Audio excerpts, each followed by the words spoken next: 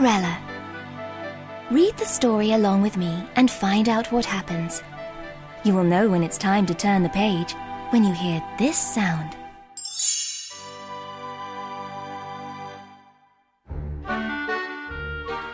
Once upon a time, in a faraway land, there was a young girl named Cinderella. When she was a child, her mother died.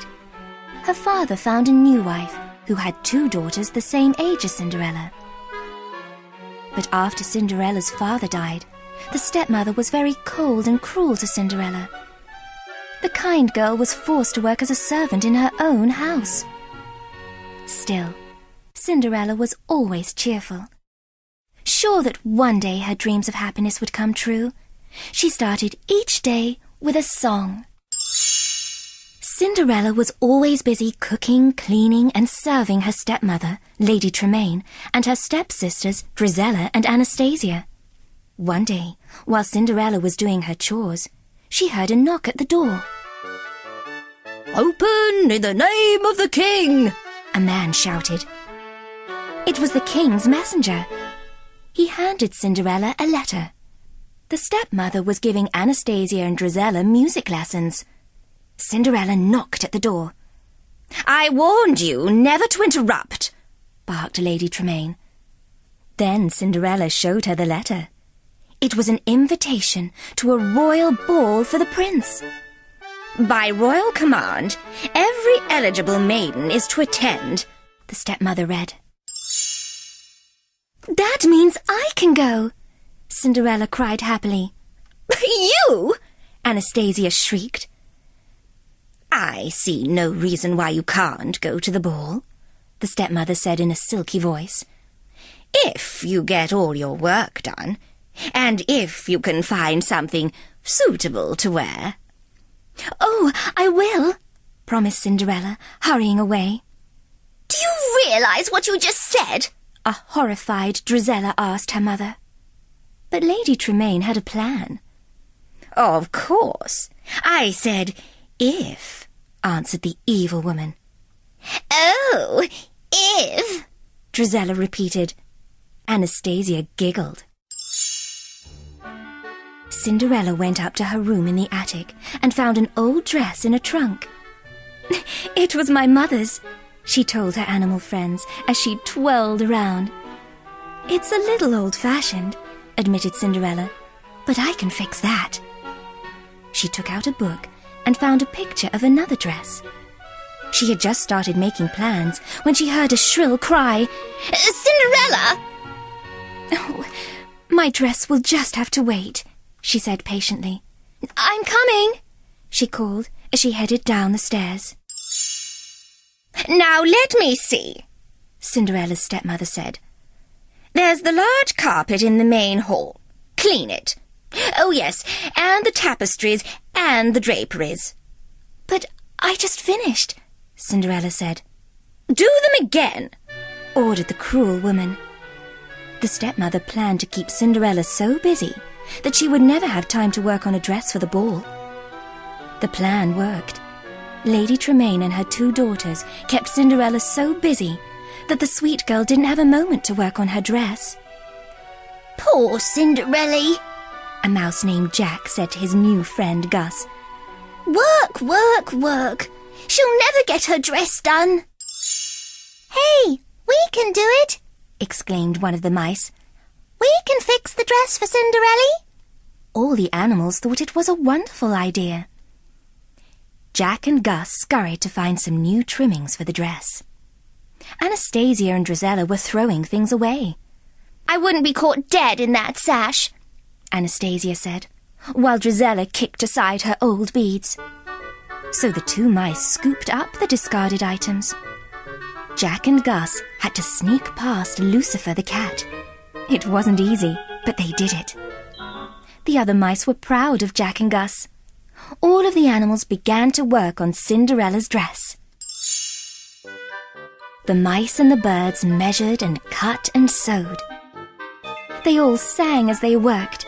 They couldn't wait to surprise their friend Cinderella. But would they finish in time? Soon it was 8 o'clock. "The carriage is here," Cinderella told her stepmother. "Why, Cinderella, you're not ready," said her stepmother, sounding surprised. "Aren't you going, child?" No, I'm not going. Cinderella hadn't had a chance to work on her dress all day. There will be other balls," her stepmother told her smugly, knowing she had kept Cinderella from going to this one. Cinderella told herself the ball would be frightfully dull, but in her heart she knew it would be completely wonderful. Slowly, Cinderella walked up the stairs to her attic room. When she entered her room, she couldn't believe her eyes. Surprise! Surprise! Shouted the mice and birds. Happy birthday! Cried a confused Gus. The mice and birds had finished her dress. She could now go to the ball. Oh, how can I ever... Oh, thank you so much, the delighted girl cried. Cinderella dressed quickly and raced down the stairs, calling, "Wait, please, wait for me." Lady Tremaine was shocked. Now she would have to let Cinderella go to the ball. Or would she? "Those beads, they give it just the right touch. Don't you think so, Drizella?" the stepmother observed. Drizella saw that Cinderella was wearing her old beads. "Thief!" Drizella cried. Then Anastasia noticed her old sash. The two girls tore at Cinderella's dress. By the time they were finished, the dress was in rags, and Cinderella was in tears. "Good night," the stepmother said, as she left for the ball with her horrible daughters. Cinderella ran outside to the garden. Her animal friends felt terrible, but there was nothing they could do to help their poor Cinderella. It seemed as if her dreams would never come true. "It's just no use. There's nothing left to believe in," Cinderella sobbed. "Nothing?" asked a voice. "Now, you don't mean that. If you'd lost all your faith, I couldn't be here. And here I am." It was Cinderella's fairy godmother, and she was going to help Cinderella go to the ball.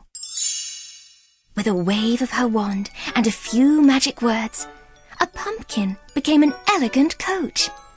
4 mice were changed into 4 horses. A horse was turned into a coachman, and Bruno the dog became the footman. The fairy godmother was pleased. "Well, hop in, my dear. We can't waste time." But Cinderella wasn't quite ready.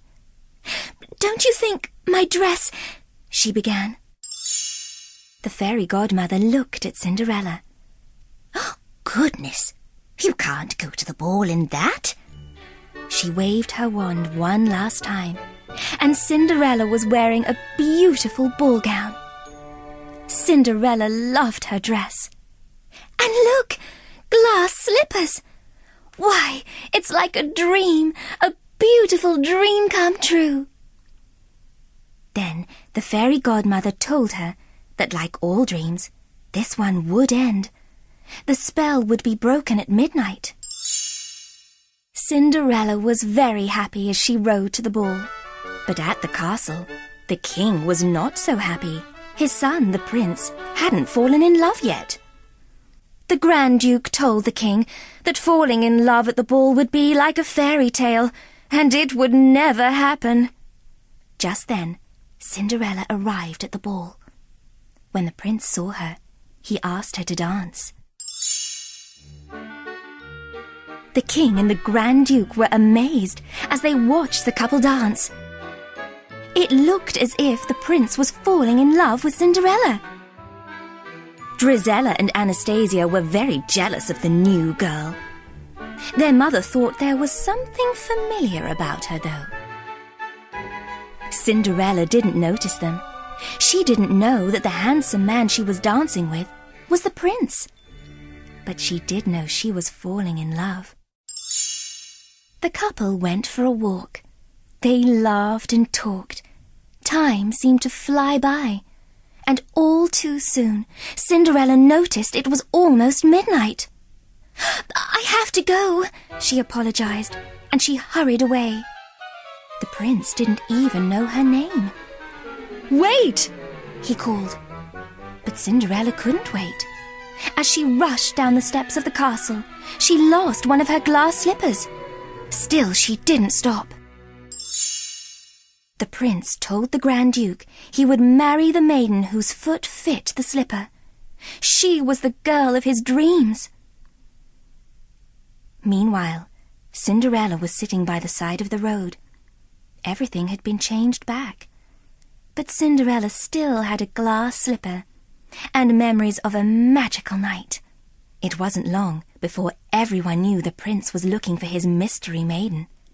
The Grand Duke was going from house to house to find her. The news made Cinderella happy. Too happy for the stepmother's liking. So the stepmother locked Cinderella in her attic room. "You can't keep me in here, please," sobbed Cinderella. The stepmother put the key in her pocket. Jack and Gus wanted to help. They took the key from the stepmother. The two brave mice worked hard to bring the key up to Cinderella. But would they reach her in time? By now, the Grand Duke and a footman had arrived at Cinderella's house. Drizella tried on the slipper. When it didn't fit, she blamed the poor footman. Get away from me! She shouted. The slipper didn't fit Anastasia either. "Are there any other ladies of the house?" the Grand Duke asked. "There is no one else," replied Lady Tremaine. Just then, they heard Cinderella calling, "Your Grace! Your Grace!" The mice had freed Cinderella. The jealous stepmother didn't want to let Cinderella try on the slipper, so she tripped up the footman, and the slipper broke. Luckily, Cinderella had her other slipper in her pocket. The Grand Duke was delighted. And so was the prince. He had found the girl of his dreams. But no one was happier than Cinderella. All of her dreams had come true. Cinderella and the prince lived happily ever after.